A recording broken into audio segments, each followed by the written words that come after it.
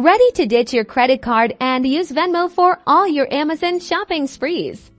Let's dive into how to link Venmo and Amazon for super easy payments. First things first, open your Amazon app and tap on the profile icon at the bottom of your screen. This will take you to your account settings. Scroll down until you find account and tap on it. Now look for the Your Payments option and select that. This is where you'll manage all your payment methods. Here's the magic. You'll see an option to add a payment method. Tap on it, then find the Venmo button and tap on that.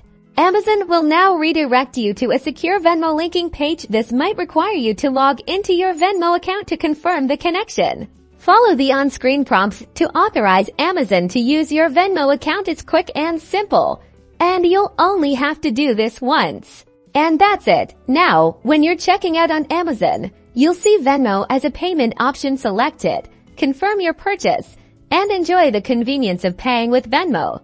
Happy shopping, and don't forget to like and subscribe for more awesome tips and tricks. Enjoy your seamless Amazon shopping with Venmo.